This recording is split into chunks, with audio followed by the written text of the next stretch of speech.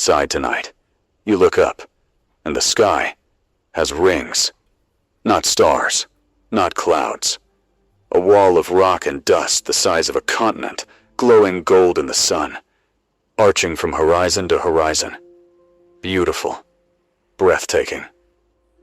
And quietly, catastrophically, ending life as we know it. This is Earth, with Saturn's rings, and nothing would ever be the same. Here's what most people don't know. Earth did have rings. Once. 4.5 billion years ago, a planet the size of Mars smashed into the young Earth. The collision was so violent it sent trillions of tons of rock screaming into orbit. A glowing ring of debris surrounding our planet. But it didn't last. Within a few million years, that debris clumped together into something we know very well. The moon. Earth traded its rings for a moon. But what if we could trade back? You don't need another apocalyptic collision. All you have to do is move the moon just a little closer. There's a boundary in space called the Roche Limit. It's the invisible line where Earth's gravity stops pulling gently and starts ripping things apart. Cross that line, and no moon survives. The side of the moon closest to Earth gets pulled harder than the far side. And the moon doesn't just crack, it disintegrates, shattered into billions of pieces. For our moon, that limit sits at about 9,500 kilometers above Earth's surface. Push the moon inside that boundary, and within hours, we'd have rings. 5,000 kilometers wide, 9.5 kilometers thick. A solid band of shattered moon rock orbiting silently overhead. And that's where things start to go wrong. First, the shadow. Unlike Saturn's icy rings that reflect sunlight beautifully, Earth's rings would be made of solid rock. Dark, dense, and massive. Regions near the equator would fall into permanent shadow. No sunlight. Temperatures would crater. Cities that once thrived in tropical warmth would become frozen wastelands. Second, photosynthesis dies. No sunlight in the shadow zones means no photosynthesis. Plants stop producing oxygen. The ecosystems that evolved over hundreds of millions of years begin to collapse. Silently, slowly, unstoppably. Third, animals go haywire. Birds, fish, and insects navigate using magnetic fields and light cues. The rings scramble everything. Migration patterns collapse. Species that traveled thousands of miles for centuries suddenly can't find their way.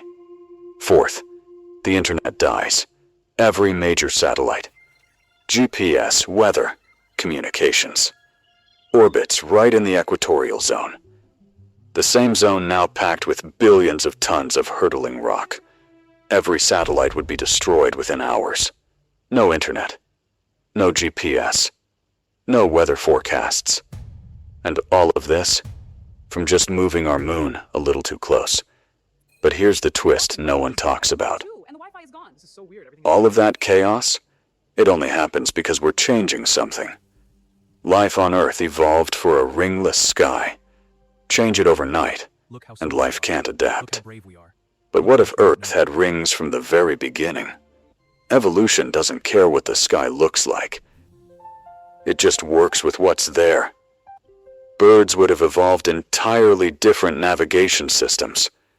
Plants in ring-shadowed zones would have evolved to thrive in low light. And we, humans, would have grown up under that glowing arch in the sky like it was the most normal thing in the world. We'd still have language, cities, science. We just wouldn't have satellites, or the concept of going to space, because those rings would be an orbital fence, a wall of rock between us and the cosmos. Imagine looking up at the night sky, wondering what's beyond the rings, and never, ever being able to find out. The rings wouldn't even last forever. Over millions of years, they'd slowly decay. And then, one day, they'd start to fall. Billions of rocks raining silently down through the atmosphere. the most spectacular meteor shower in Earth's history. The end of the rings. And maybe, just maybe, the beginning of something new. Somewhere in the multiverse, if it exists, there might be a version of Earth right now. Look, a star. Ringed, beautiful, alive, with people looking up at their sky the way we look up at ours, wondering what it would be like to live somewhere ordinary. I think we forget how extraordinary ordinary is. If that made you see the sky differently, hit subscribe. Every week we take one question about the universe, and we don't stop until it breaks your brain. I'll see you in the next one.